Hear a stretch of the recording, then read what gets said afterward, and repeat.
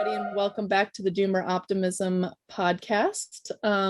Today we have Tara, and I'm just going to let you say your own name because I don't want to say your last name wrong and introduce yourself. But she's like an amazing powerhouse on Twitter, someone I really look forward to reading basically everything she writes and agree with basically everything. So I figured we had to have a longer form conversation.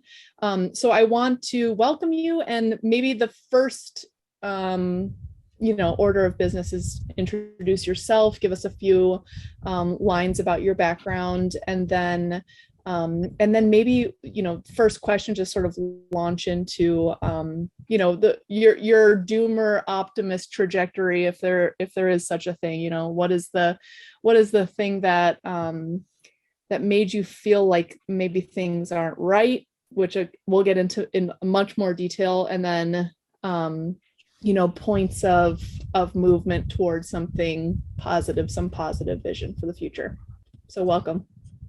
Well, thank you so much for having me. I've enjoyed reading your tweets and your Substack as well, and this whole movement that's sort of come together of Doomer Optimism. I love it. It's great. That was a lot of questions that feel like a big bio altogether. So I'll try to eke out a coherent story that's listenable. So my name's Tara Thieke. I'm in my late 30s, and I'm raising 4 children in Western Pennsylvania. I'm not from Western Pennsylvania. I'm not from really anywhere. I kind of grew up along the I-95 corridor on the East Coast in America, and bounced back and forth between New York and DC, New Jersey, just really big suburban nowhere land. And I grew up in a very left-wing, solid down the line Democrat family. I think I was probably worried about the world ending from climate change when I was like 7 years old. So I was a doomer of a mini Greta from a young age, vegetarian, for about 25 years. And, early critic of the Bush administration, big protester of both the wars. I would say my first moment where I really started turning around was when I was about 20 years old, and my grandma was sick, and she had Alzheimer's. My grandparents just had this beautiful marriage, really, really romantic love story, and they had been together for about 59 years, I think, 8 children, and she had Alzheimer's about the last 8 years of her life, and he wouldn't put her in a nursing home. And all the kids would call, and they'd always be there checking in, 25 grandkids, just people from all over the world. And I loved it. And I had been on this slightly open to Christianity streak, but not wanting to have kids, wanting to be a proto girl boss. And watching that sort of unfurl on a personal level, I thought, there's nothing more than this. This is everything. This is the end of your life. If you can't remember your name, and your husband doesn't want to put you in a home, and he wants to be with you and take care of you every day and take you to the bathroom and wash you, and your kids want to be near you and your grandkids want to be near you, what's more than that? What more are you doing? And that started making me rethink the kind of life I wanted to live.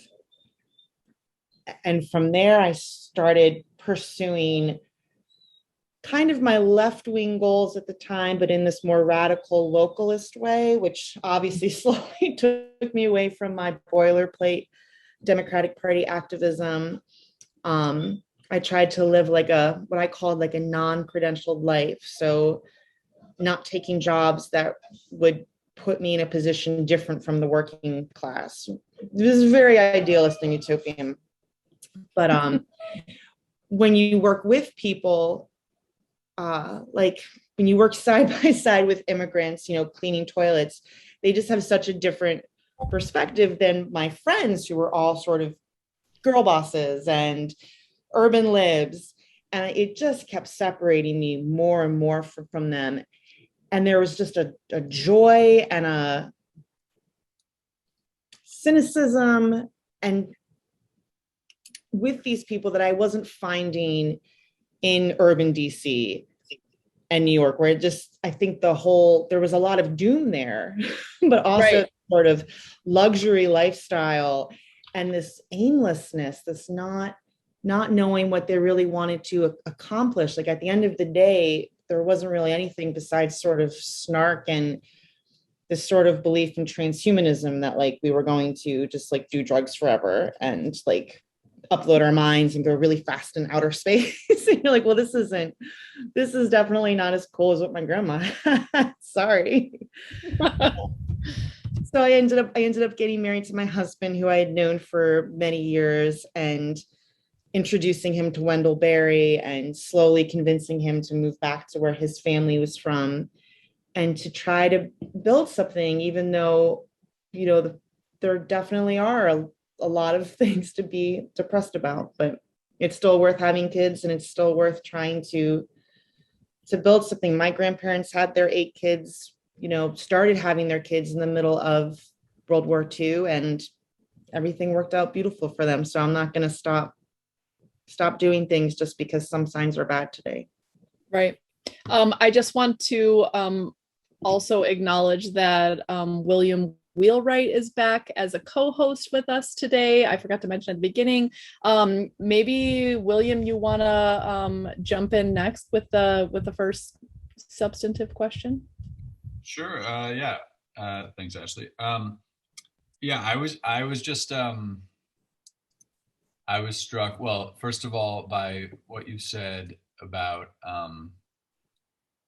your grandmother and you know, that sort of what I kind of maybe abstractly heard as kind of like this accrual of, you know, like real value in like the family structure, where when you are you know, old and have Alzheimer's, there will be someone to take care of you, not just someone, but like a whole network of people that are, you know, genetically related to you, and that that is like the, you know, ultimately we'll all, well, some of us will drop dead, but a lot of us will also sort of like, you know, fade away, whether by kind of like neurodegeneration, like Alzheimer's or whatever, or otherwise. But, you know, this, I think, you know, this sort of non-transactional, like sense of obligation, like kind of older world sense of obligation. And I think you said like, why would you want anything else? Like, what more could you be striving for? And I find myself asking that question, you know, like all the time when I'm observing, thinking about what I want in life, and observing as a younger person and observing like my peers and friends and their kind of strivings, as it sounds like you went through with your friends as well, in a, you know, a previous, you know, the generation above me. But I guess, yeah, in terms of questions, I just wanted to say that I really like that resonated with me. But in terms of questions, I think, yeah, I'm, you know, going back to it. I don't know if you listened to the podcast I was on with Ashley and Anarcho Contrarian, but we were talking a lot about this like realignment question, and I was thinking about a conversation I had with our Twitter friends, Michael and Jenny, Michael Thomas of Sharon and Jenny, who also were basically not just like leftists, but like insane, like, you know, anarcho syndicalists in Albany, and, you know, this sort of feeling that I think a lot of us have, that like our like core beliefs and desires in life haven't really changed, but like the political or maybe even theological like compass has sort of shifted around us, but like we have sort of stayed pointing at the same, you know, pole, North Pole. And I just wanted to maybe go in that direction a little bit, because I find that really fascinating. And maybe to sharpen that point a little bit, another thing that you said was, I can't remember exactly how you put it, but that also resonated with me was, sorry, this is a very long way of asking a question, but the this sense of, you know, you were talking about working sort of limiting your exposure to kind of what you might think of as like mainstream, kind of like not mainstream, but like elite environments and workplaces and like et cetera, and working with, you know, the sort of salt of the earth type people. And I just had a very similar experience in deciding to farm after going to college, where I just kind of suddenly felt like all of the like reinforcing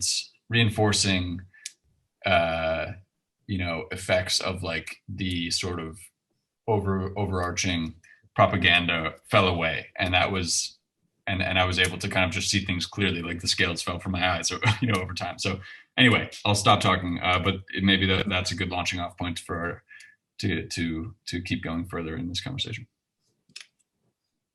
Well, it's funny you say that, because I think it was about, I guess I was about 23 or 24 when I took a job working as a social services assistant in the DC foster care system. So I was the person that the social workers would call to do everything. The social workers would sit in the office and they would type up their reports and they would meet the kids for a meeting and maybe go to the judge. But I would go to the house, I would do all the documentation. If there was an emergency at 4 o'clock in the morning, I was going to Baltimore to go look for somebody who'd run away. And I was, you know, shocked that they just threw me into this when I had like no preparation. But being in that mode and in that place really stripped away like all my dreams of what I thought the great society should be. You know, I thought LBJ hadn't gone far enough. And here I was thinking, wow, this is a problem that's so much bigger than that. Like, you know, there's these urban slums and this pattern of people being away from the land. And when I would try to put that into words to other people, they think, well, no, we just need to pour money into schools. I was like, no, you have a culture that's vanished, that's just totally collapsed. It's not that simple. But whenever you talked about it with people, it was just like listening to West Wing episodes be regurgitated. And I was like, well, I watched the West Wing too, but I'm out there and I'm telling you that they don't have stable churches.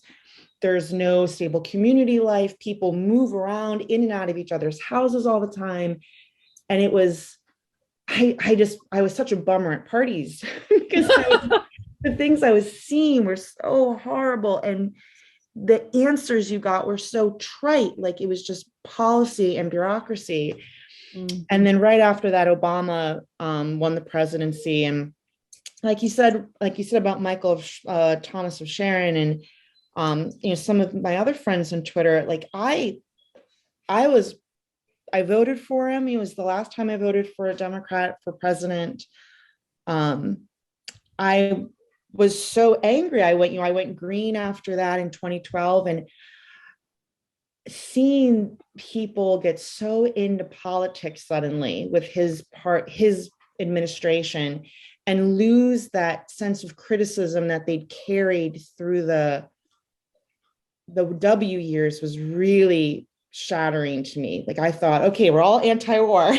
This is where we're at. I'm coming of age with these people who share the same worldview as I do. And then I realized how much I think the culture for my peer group is, you know, being close to that center of technocratic power and admiring it and wanting to sort of get oneself in there. And I didn't see the technocratic culture as ideal. I saw it as something that was fragmenting people and hurting people. And sort of realizing that, oh, we were criticizing Bush, for different reasons. It's very frustrating. The same way you think, oh, these people, they care about the poor, they care about the environment. And then when they talk about it, there's this big wall between them and the experience, something that they read an essay about in the New Yorker, but they don't have to go talk to a farmer about onion prices.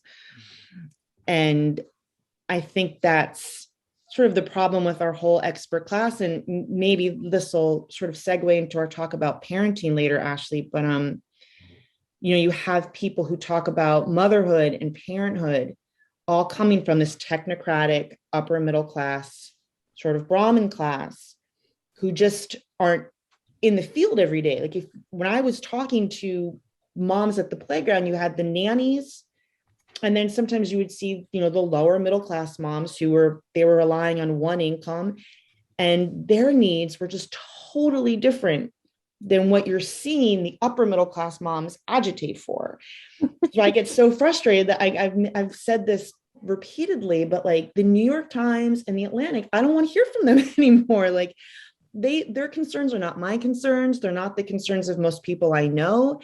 And it becomes insufferable to hear people who have, one kid or zero kids, or maybe they have two kids, but the kids go to preschool at 6 months or daycare, and then preschool and expensive 6 weeks daycare, yeah.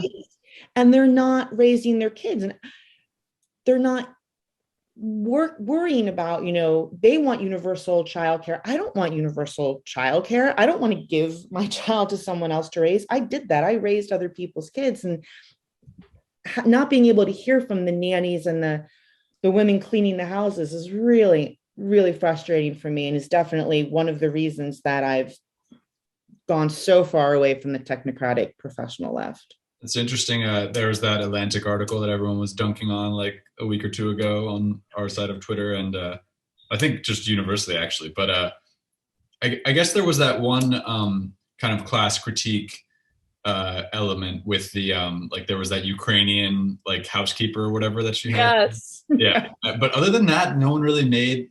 People definitely highlighted that, but no one really made like a class critique in terms of these like the interests of parents, like you just did. That's definitely an angle that I hadn't really thought about when I was reading it. I think everyone was kind of overwhelmed by like the solipsism and just the sort of like frivolity of like the writer's attitude towards her own family. Yeah, and for me, the thing that really stands out is like this thread that sort of goes through all of this, parenting and vocation and life and how one lives is this thing you said, they're not in the field. People are not in the field. They're not like out there doing the work. And then there's this expert class giving all sorts of opinions about how things should work, without any of the experience of it, without any idea about how it works on the ground. And I think about this like in terms of environmentalism, you've got people saying, like eat vegan burgers or whatever, not thinking about how those vegan burgers are raised, like they're industrial monocrop wastelands. And if they were out in the field, they would see what like a rotational grazing, regenerative ag cow life and environment looked like. And this disconnect between like, the expert class who sort of like disconnected from, the actual material experience of the world. This is the thing that comes up for me over and over again. I remember thinking like when I first came to Uruguay, and even before I came to Uruguay, I was thinking, like, you should just eat as little animal products as possible. Like, I'm a good environmentalist, and then I started coming here and I was just like looking around at the actual world and just being like, these like monocrop plantations are horrid for the environment. And I just started asking all of these questions, like even unmanaged grazing, at least you have grasses that are still in the ground, like, and you're not tilling them up every year or every season. And just like, this sort of disconnect between material reality and what the expert class thinks, or this received set of opinions. I don't know, this is more just my ramblings than a question, but I guess the next question for me is, you said earlier, my husband and I, we want to build something. Could you talk a little bit about like what you want to build? And I know that like, for me, the issue is always like, we're just stumbling in the dark kind of thing. Like we're just trying to like figure it out as we go along. What is this? Like, what are the next steps? What is the next world we want to build? It's not totally clear, but we're like taking steps, and we have some sort of, Wendell Berry type guideposts to help us find our way. And what are some of your North Stars? What are some of the things that you're aiming toward? That's such a good question, and I'm glad you asked it. I wrote a book review of Michael Martin's the last book in his sociology trilogy. I said one of the reasons I liked it so much was because I think it gave an answer to that question, which doesn't necessarily require being able to go homestead, like for right. People who may not be able to do it. Some people they may go overseas to do it, but not everyone can start tomorrow. Obviously, if my husband and I could, we'd love to have a farm and a homestead, and that's just not possible if I'm not working. Maybe it will be down the road, and if it is, we'll jump at it. So the question sort of becomes, if I can't we can garden, but we can't have, chickens or anything where we live, unfortunately. So how do you teach your children to be localist when you're living right next to like a Rust Belt town, and you have, student loans, and raising kids is expensive, and you're surrounded by a culture which is so fragmented? For us, a big thing is generational connections. That was important to me growing up. I think being able to go to a grandparent's house, or even doesn't have to be perfect, it doesn't have to be ideal, to still get the presence every once in a while of a sense of continuity, of telling your kids, this is where your dad lived, this is where you come from. I think that's something we can do, but that's still something a lot of people aren't going to be able to do. It's not something I can really do. My grandparents are both gone now, and, I don't really have a home to go back to. So it's something we can do with my husband's family, but not really with mine anymore. I think also, for me, faith is a huge part of it, giving my kids some kind of religious upbringing. I know that's not going to be something also for everybody. But I think a sense of the transcendent is something you can do even if you're not Christian.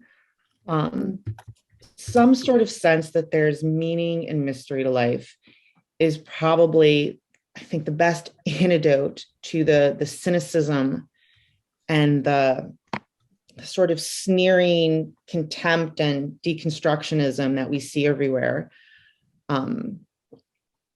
Letting my kids cook with us all the time, get their hands incredibly dirty, reading really old books, singing really old songs. We were just singing, my kids each have like old Tony Bennett songs we sing to them. I love that. Just something that we can say, oh, I remember this as a kid and I'm sharing it with you. I think that's something anybody anywhere can do with their kid, and build that thread that maybe has sort of frayed over the past 50 years or since the post-war. Like, you don't have to give your kids Dingle Tiger.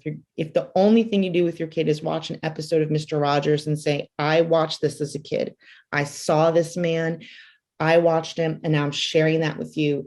You're still building that thread. You're sharing something of your life. And we're so encouraged to update your models, update what you're reading, throw out whatever you did. It's garbage.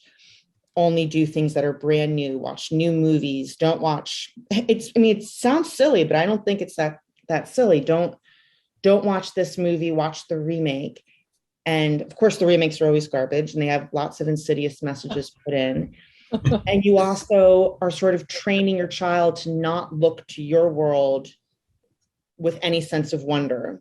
You're teaching them to dismiss everything in the past. You're saying, don't watch the long Mary Poppins that doesn't have as many screen cutaways. Yep. Watch this fast-paced one with these new songs. Don't share those songs with your kid. But being able to say something as simple as, I'm sharing this with you, that's a start.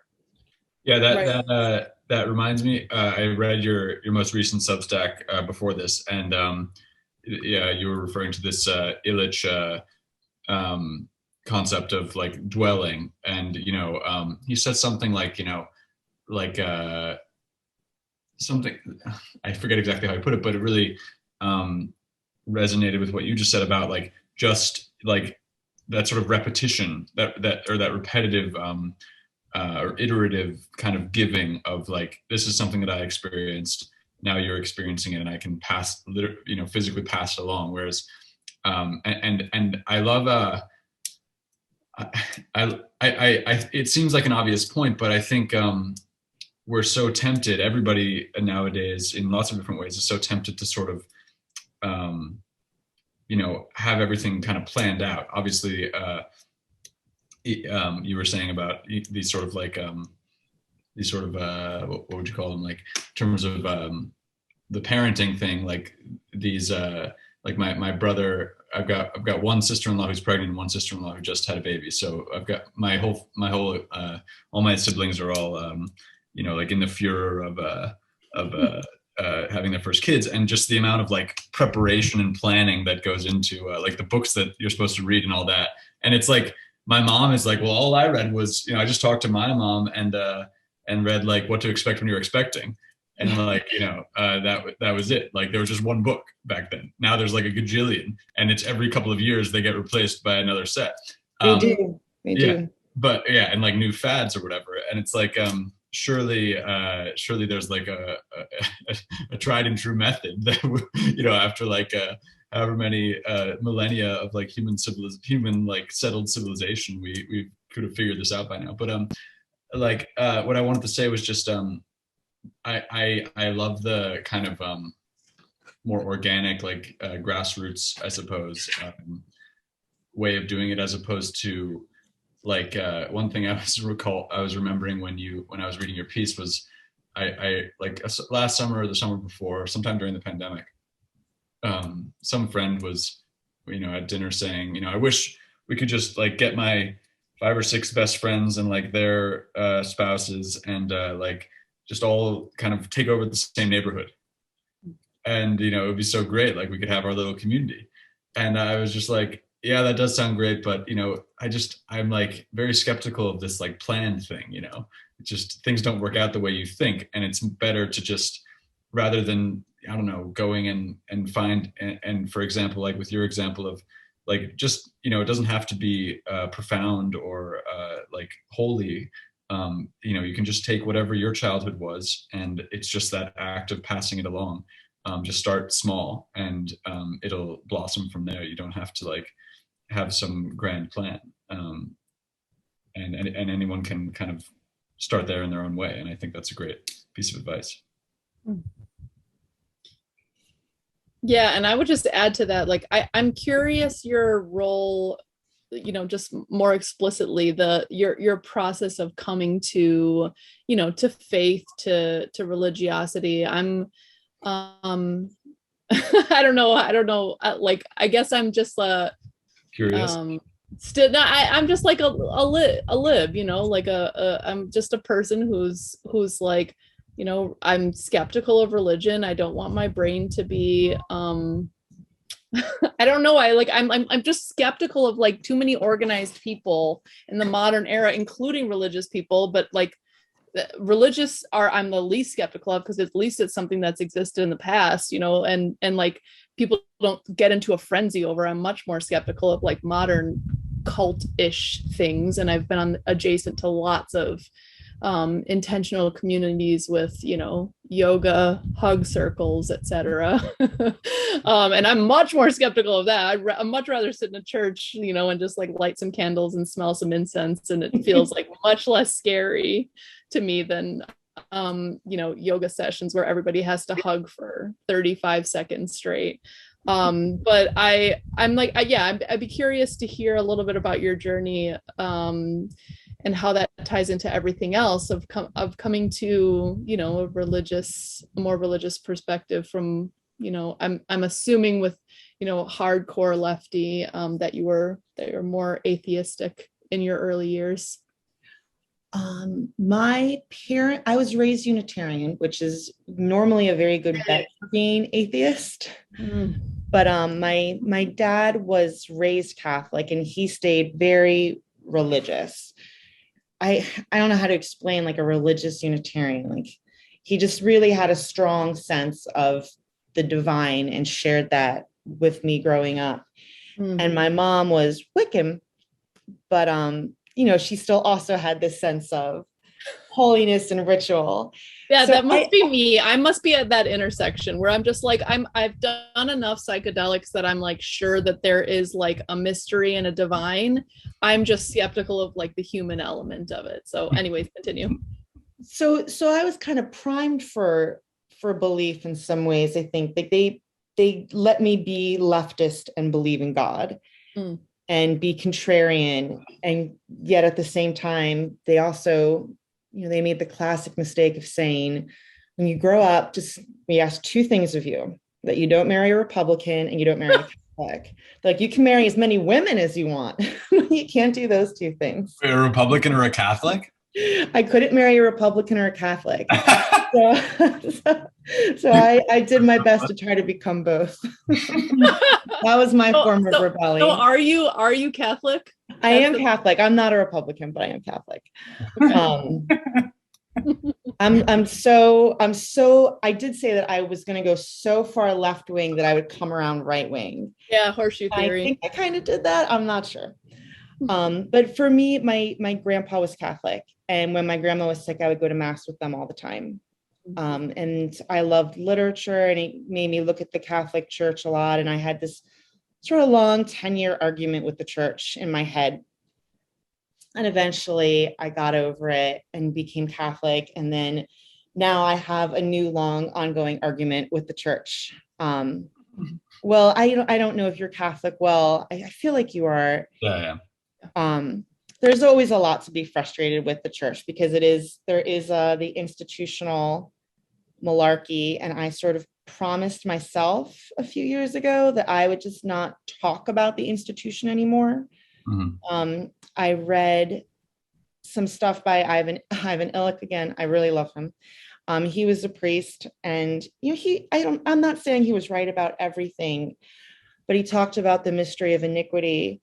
And I was really just sort of struggling with how institutions go bad. And I was pained by what I was seeing in the church. I can share your sympathies with, this is still an institution with people in it. And I want to believe the Holy Spirit is guiding the institution, and then I can just be obedient. But I'm just shocked by the things that I'm seeing.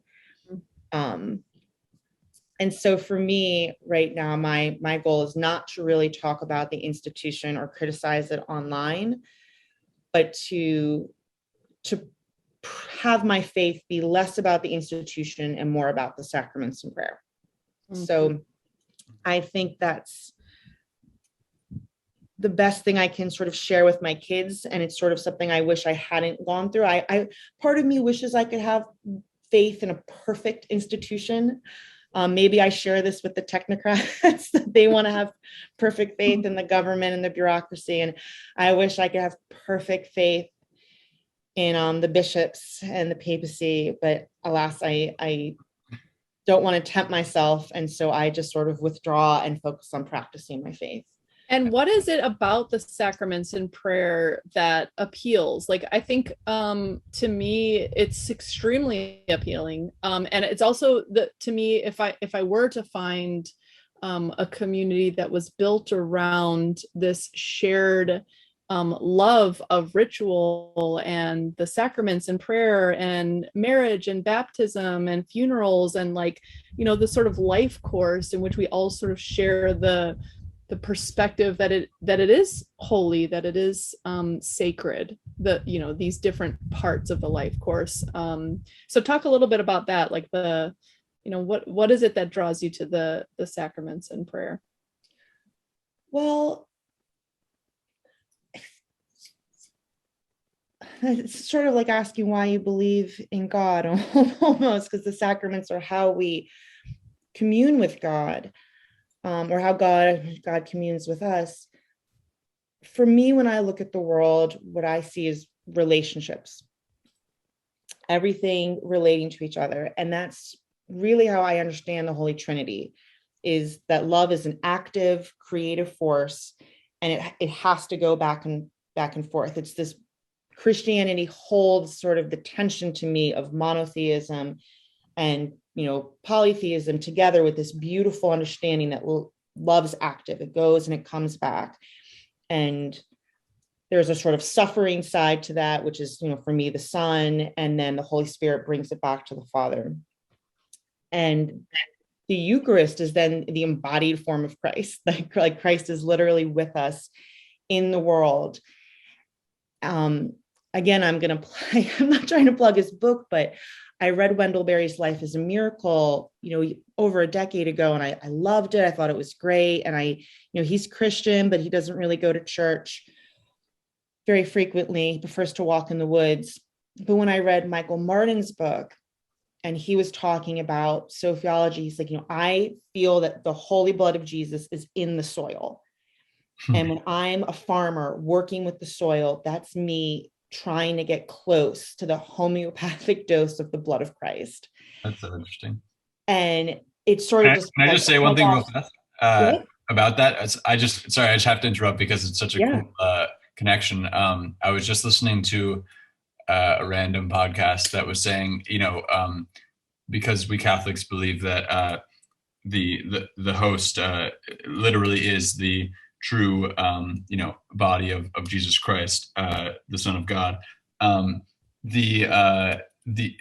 if it falls on the ground or something like that during communion, the procedure is to put it in holy water and let it dissolve, and then once it's dissolved, you pour the holy water into consecrated ground, like a graveyard or something. Oh, that's cool. And so I just had to make that connection because you were talking about the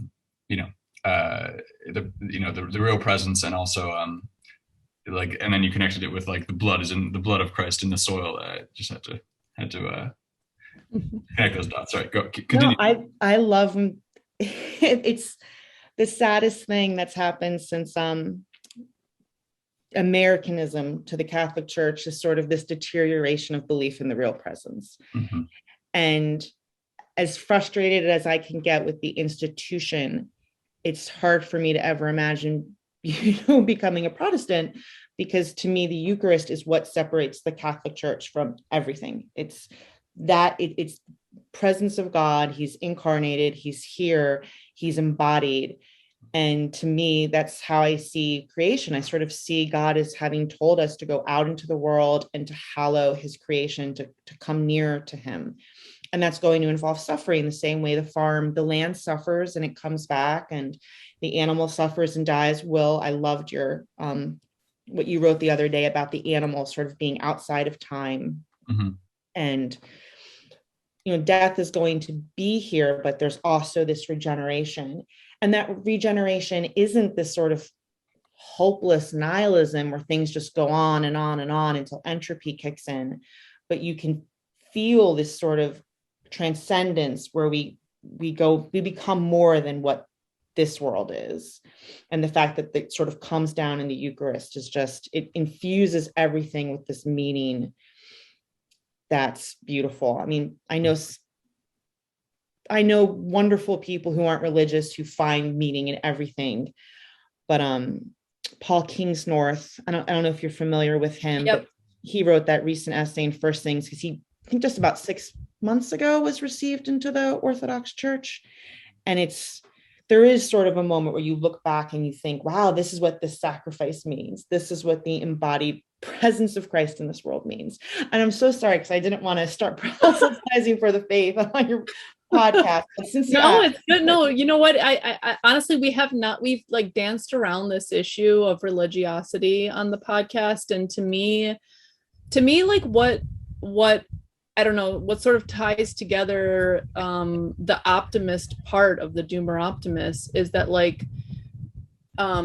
to remain fully in Doomerism, and I'm thinking about this recent interaction I had, you have to have a sort of faith in in nihilism, like that there is nothing really sacred, that you're sort of like aimlessly trying to control the world, and dominate it. And I think the optimism comes only when you have some sort of leap of faith, that there is something sacred, that there's something worth living for, and I think something worth living for, there's like a whole lot in there, that I think it's not even something you can really rationally argue for. It's just this sort of feeling you get. Like, I mean, if you have a child, you just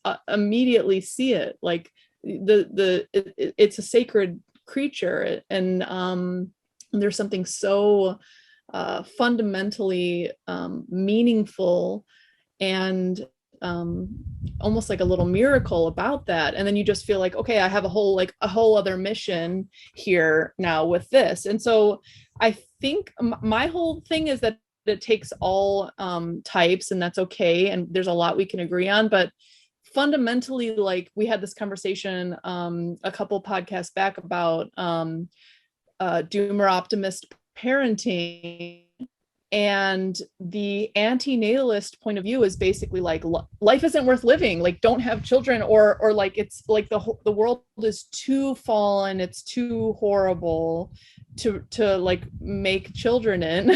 And I think everyone on that podcast, whether or not they were explicitly religious or not, had some sort of faith-based understanding that like having children is a sacred and important act.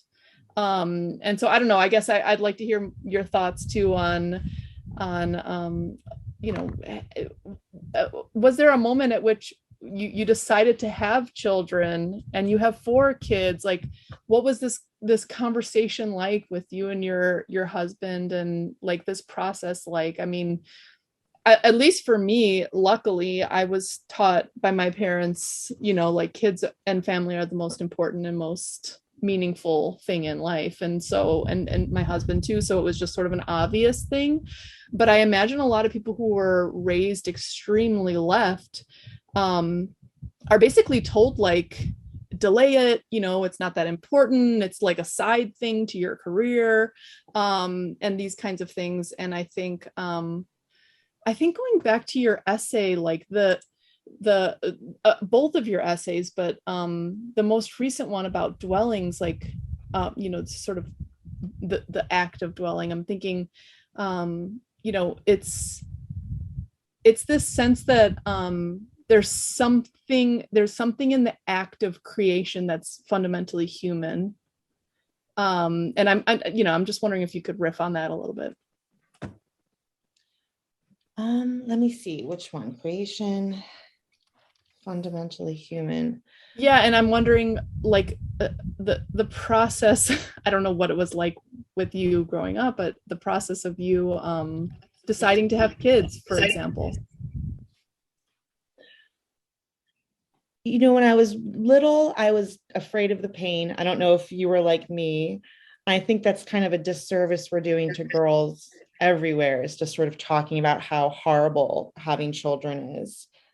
I think it's also very much aligned with the whole idea of, like, I don't know, like, we're like not being embodied as like human animals, the whole process of becoming pregnant and having kids. It's like, how much can we control this? How much can we take away any physical experience of pregnancy and childbirth? Exactly, which I think is really sad. And I think I would have been in trouble if I hadn't had my dad's big family, because they were always having kids. They were having kids right all the time. So I would see sort of this, and then I would go back to Montgomery County, Maryland, where everybody has 1-2 kids.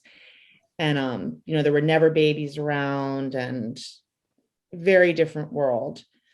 I think the fact for me that I was able to imagine a different life was because I was, a little weird and came from a kind of weirder family.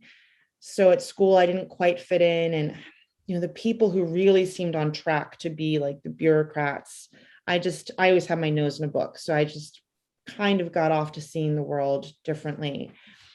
And then it became a big deal to me after my grandma died. But I just, I wasn't, I was in my 20s and I was still left wing. So I knew my husband and we were friends, but we weren't dating. And then I just kind of was nannying and went through kind of just a really weird 2 years. And I came out of it and I basically told my husband, you're going to date me. We're going to get married and we're going to have kids right away. And we're going to have a bunch of them. And he was like, okay, I'm done. I'm not fighting you on this. We'll do all of it.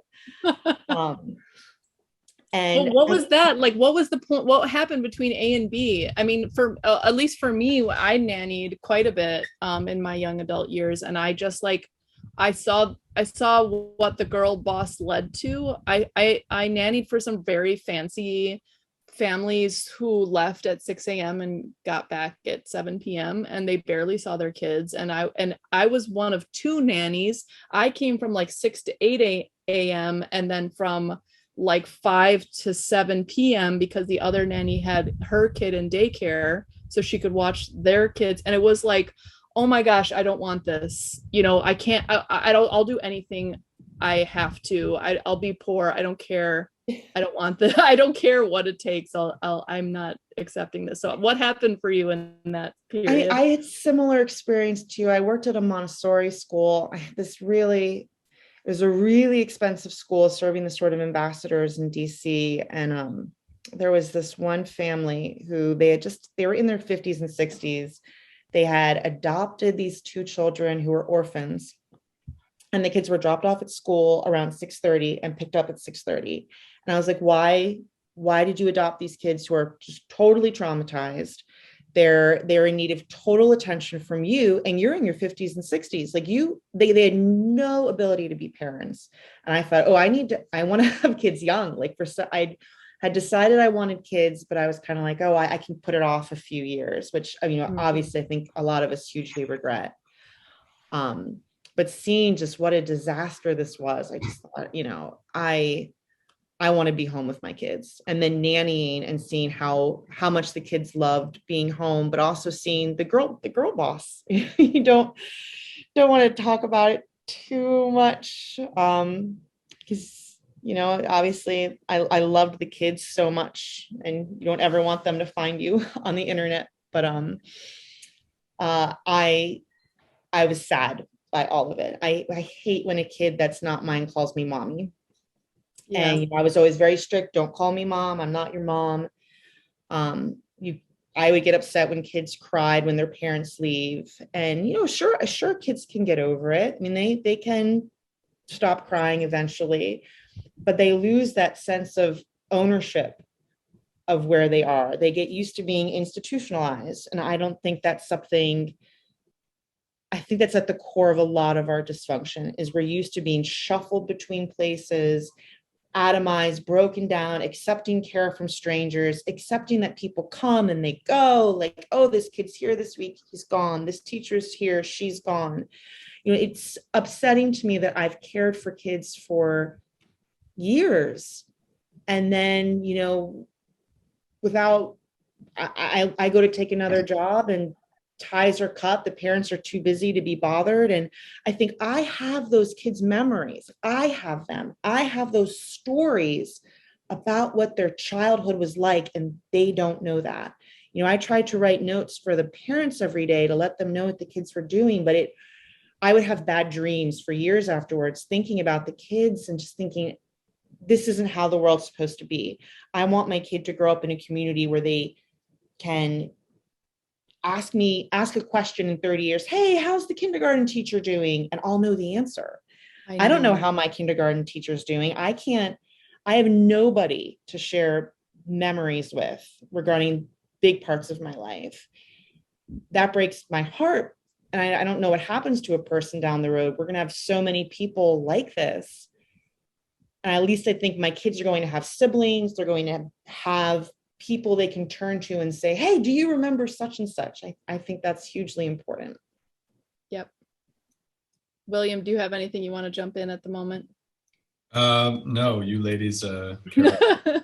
Well, the parenting and the motherhood stuff, like I really don't talk as much about. I honestly feel like there's really so much to cover, and I think there's very few models and heuristics for like what is a connected motherhood look like. And it always just turns into this mommy war stuff where it's just like, I'm the most attachment parent, or I'm the most girl boss, or I'm the whatever, and it's just a competition thing.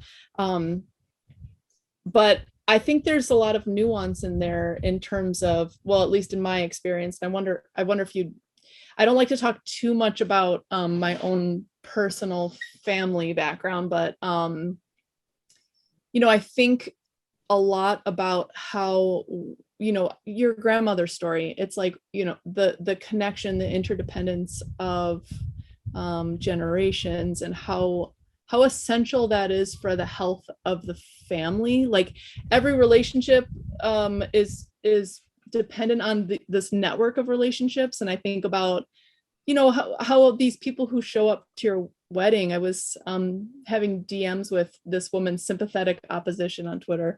And she was like, if anyone shows up to your wedding, they are bought in to your like project. And so they need to be there for you. And I'm like, yeah, ideally, but that's just not how it works. Like people really don't show up. And so then you're in this like, nuclear family, and then that's tough, and it's very hard to be like super connected and super attachment parenting, and it's just the two of you, and you're juggling everything and trying to make life work.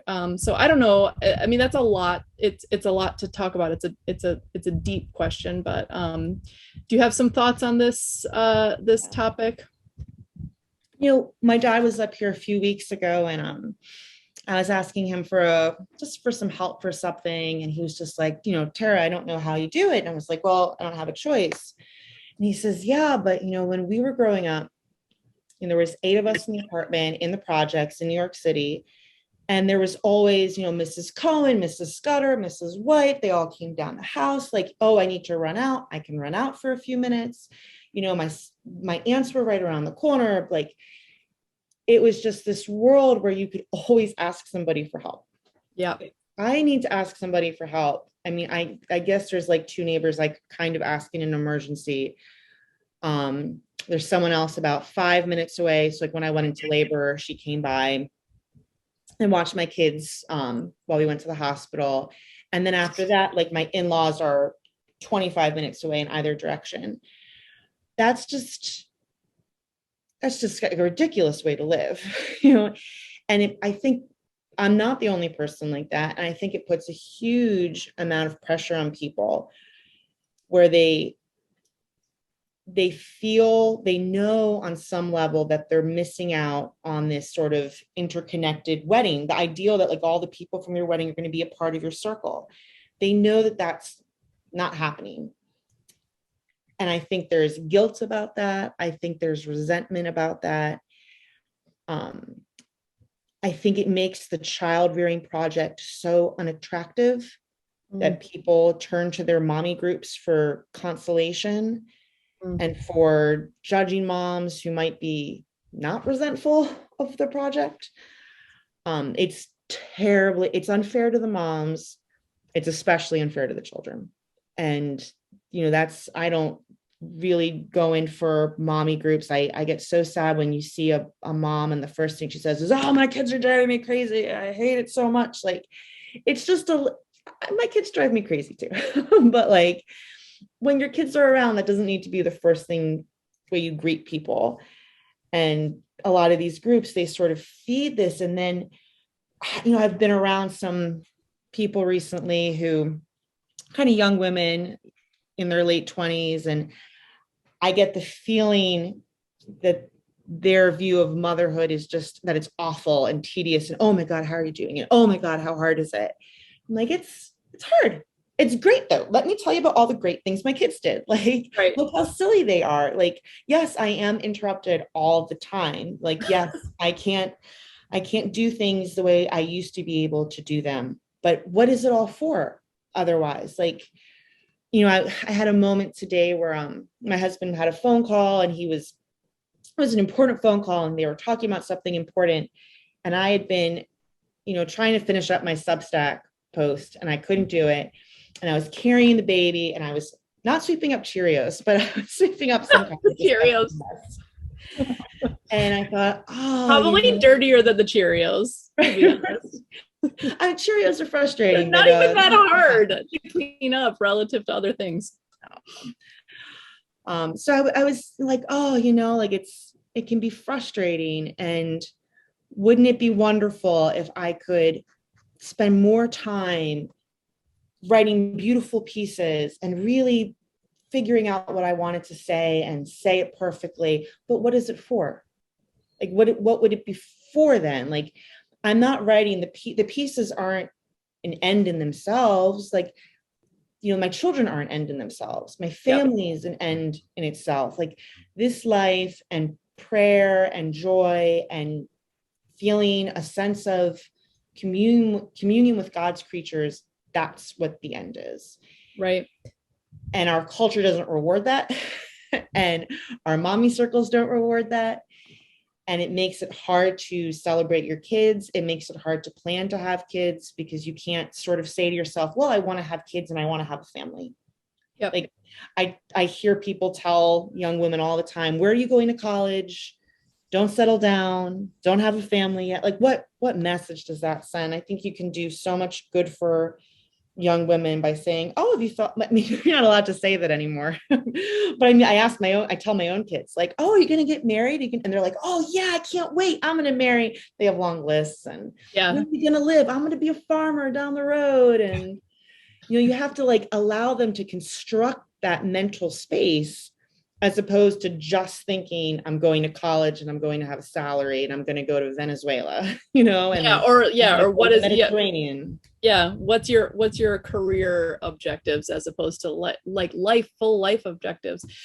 A couple of things. One thing is that I've noticed now. I have 3 kids, and we're done having kids, and each kid that you have, you just like build your capacity for handling the kids. Like, one kid, you're like, oh my God, I can't believe how do other people do it, and then you just like, each one comes along and you deal with it, because what else is there? And then that to me maps totally on to all the other stuff I'm learning on the homestead and living in a foreign country and all this stuff. Like, the harder it gets, the more capable you become. And so it's just one of those things where it's just like, the hard is good. Like, you're complaining so much about it because you're kind of weak. Like, I don't know. It's just like, I was way weaker of a mom when I had one than I am now. I'm like so much more capable.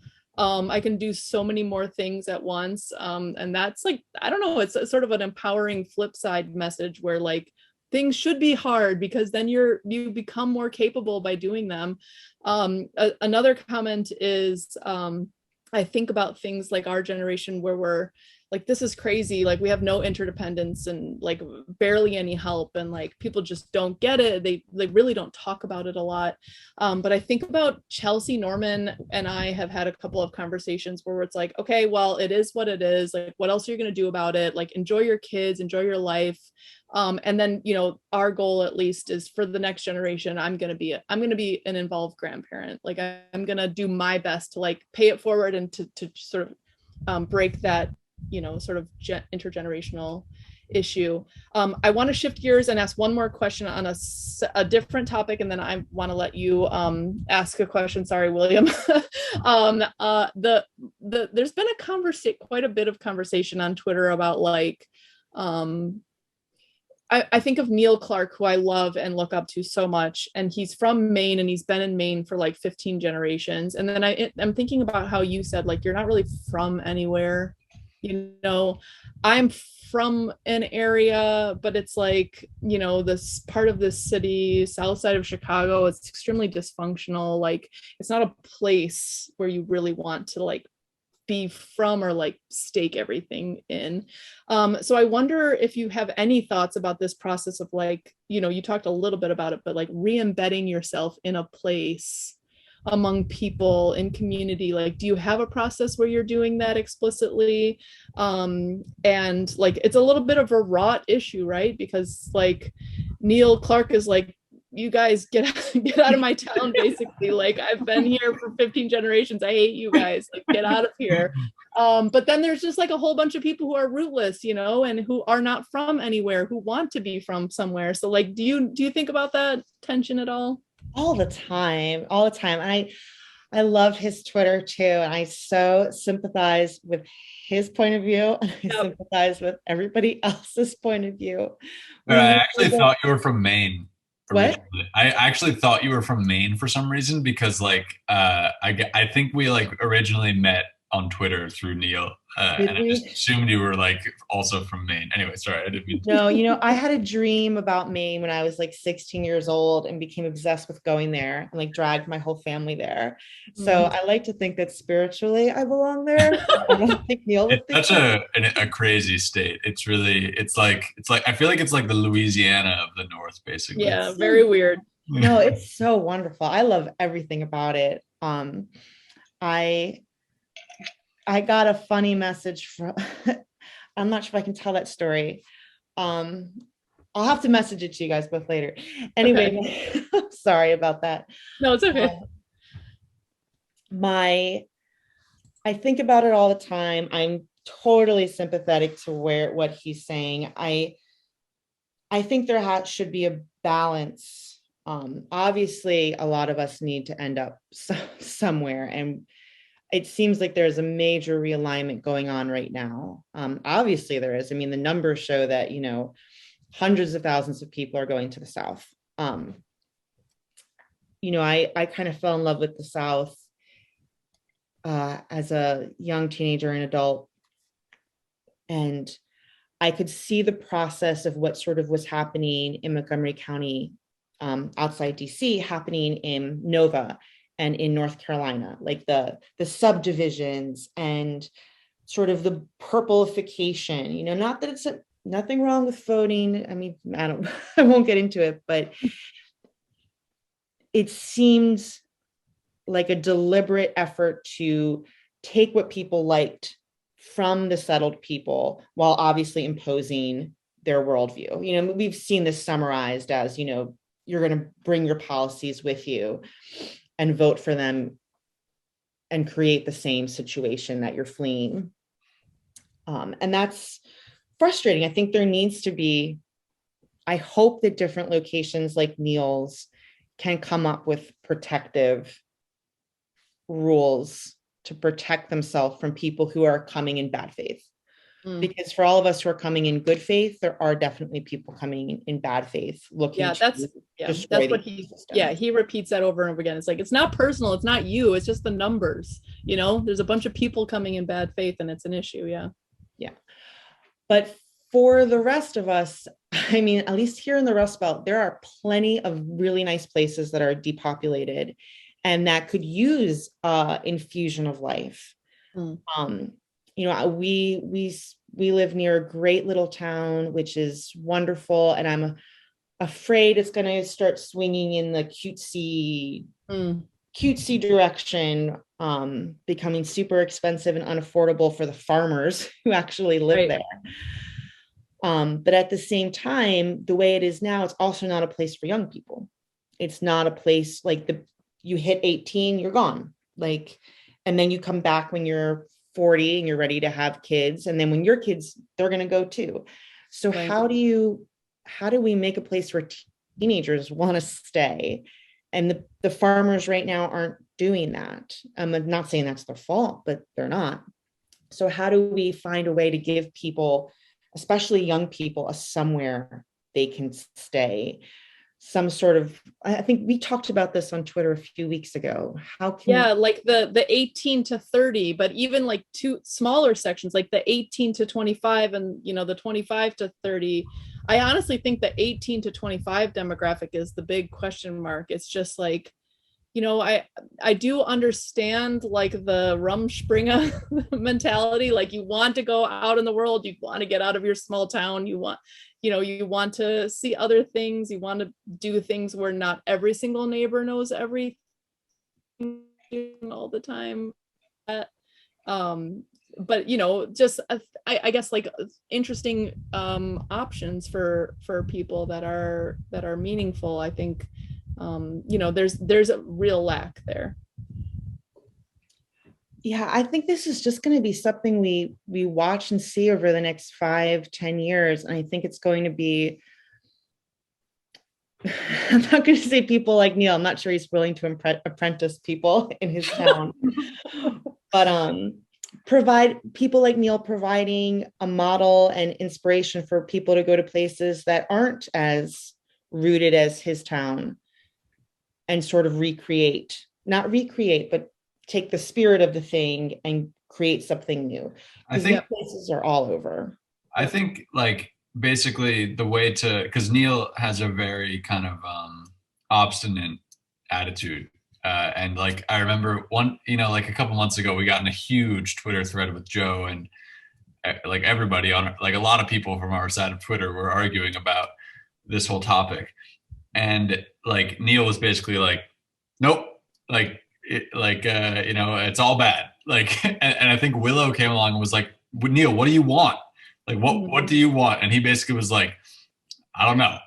Like, just he like basically, yeah. And he wants time to move backwards, not forward. I mean, he just, and it's just basically one of those things where him and anarcho-contrarian both agree, like I just, I'm just eulogizing the past. Like I love where I grew up. I love what I grew up in, and I'm just so sad to see it be lost. And and they're not sanguine about that. They will tell you that themselves. Yeah. But I think like the way to, as also someone who's, I'm not anywhere near as deeply rooted as those two guys, but someone who's from a place that is actively changing as we speak right now in a way that I really resent, actually. Not that I want to get into that too much, but I think that essentially the lesson, now that this will be heard by all the yups, as Neil would say, moving to various places all across America and transforming the character of those places. But for anyone listening who may be interested in moving to a rural place or a depopulated place, etc. I think basically all that Neil, or the reconciliation between Neil's attitude, which is essentially like, which is, as I said, is pretty obstinate, and like the fact as you guys, you ladies have both said, like, we do need to redistribute the population. Like we need more people in these rural places to populate them. It's just basically just to have some humility with regard to the people that are already there, and like respect and have reverence for like their traditions and the wisdom of their lineages, because that wisdom is great, and a lot of it is literally about to die out with like this kind of the boomers basically of these different places, whether it's New England or Appalachia or wherever. I think a lot, the Gen X generation moved out for the most part, and the boomers are these sort of 70-year-olds, late 60s, 70s, even 80s, are really the last, like the sort of the end point of these for America, fairly long threads of like wisdom in place, in a very specific place for each of them. And it would, like, if you come to a place and you have access to that wisdom, like what a shame, what a loss, to sort of not try and spend as much time shoulder to shoulder with those types of people. And granted, they may not have any interest in sharing it with you. A lot of them are extremely, or even more bitter than Neil is. Neil seems to be relatively friendly. I've definitely come across. I spent a lot of time in New England, and I've come across some a lot of people who really have no interest, who are really completely black-pilled, as we would say on Twitter, and just think it's all over, and for them it kind of is, in a lot of ways, I think. But anyway, yeah, and I would just add, like, I think the thing I'll just keep saying over and over again is what you just said, and maybe no one will listen, but I'm just going to keep saying it and shouting it into the ether, which is just be be respectful of local cultures, make connections with people, have try to understand what sort of traditional knowledge has been passed over over generations, and have a reverence for that. And it reminds me of what Tara was talking about before with her kids, like just, talk about your own experiences from the past, like have a reverence for that, connection through time, kind of knowledge. I think, we just want to be like, what's the new hot thing? And it's really totally breaking us, thinking that way. So, William, do you have a final question for Tara? Well, I did want to say something earlier when we were talking about when you were talking about pregnancy and child rearing, which, although despite my sex, I'm interested in. I think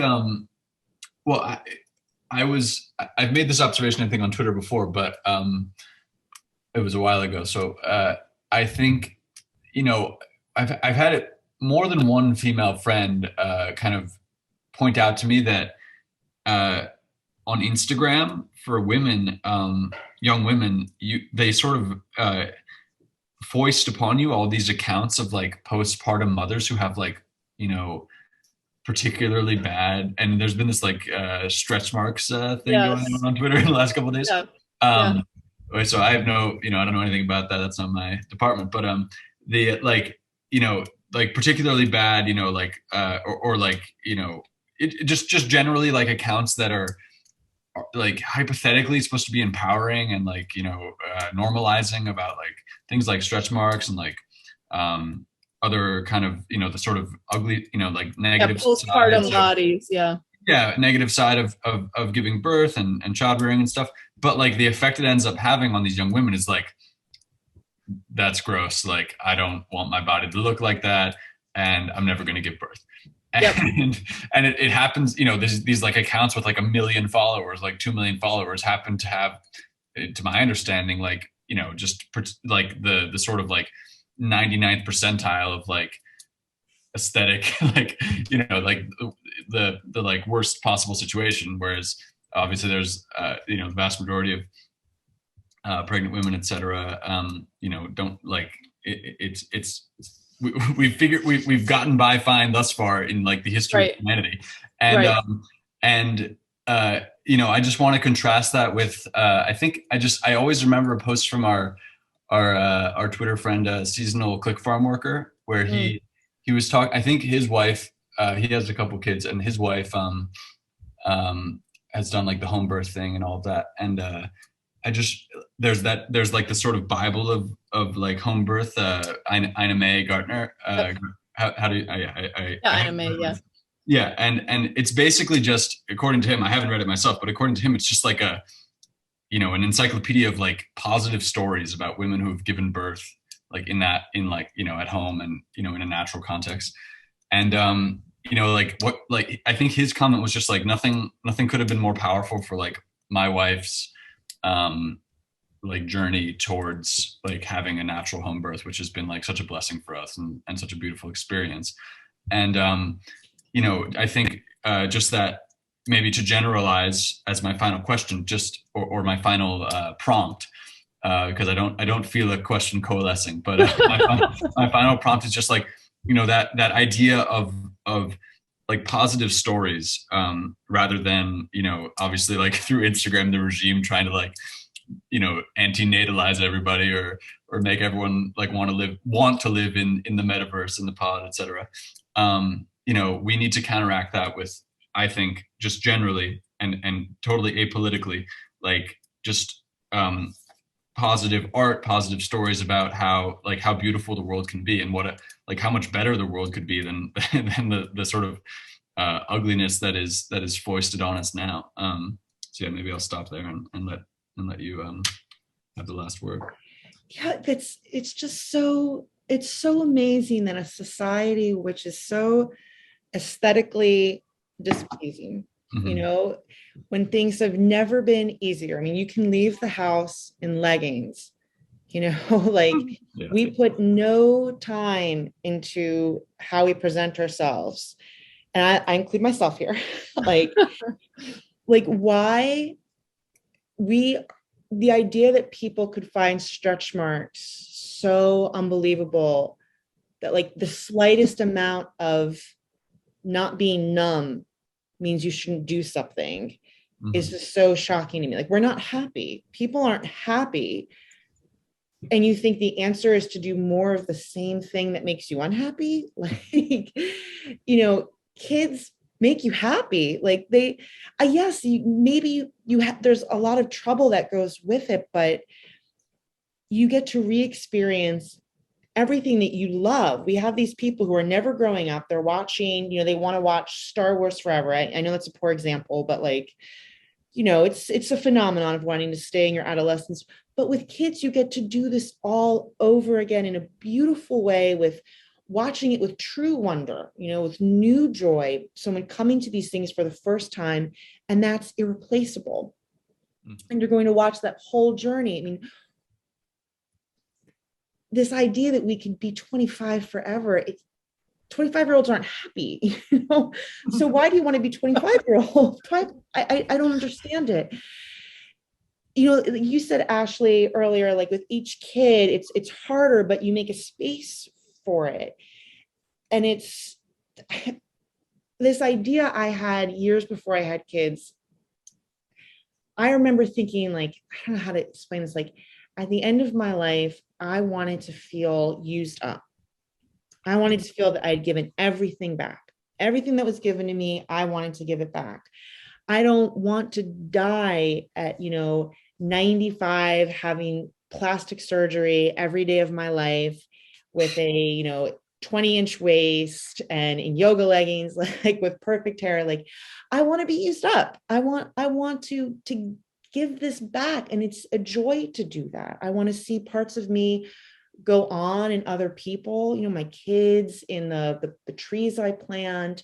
I want to get my hands dirty doing that. Like, that's a good process. And yes, it's hard, but you make space for that hardness, and you put yourself into it, and you watch it go on. And that's, now you have a deeper relationship with the world because of that. I think that's such a sad phenomenon. Again, it's why I don't participate in those mommy clubs, because I think having children is fantastic. I mean, my youngest son is getting to the age now where I'm starting to know that he's not going to want me to hold him all the time. Like, I like dogs, I like cats, like we get animals, but getting to hold a person, that's fantastic. We should cherish that. We should celebrate that. We should let people hold our babies so that they can appreciate how amazing it is to hold a little person.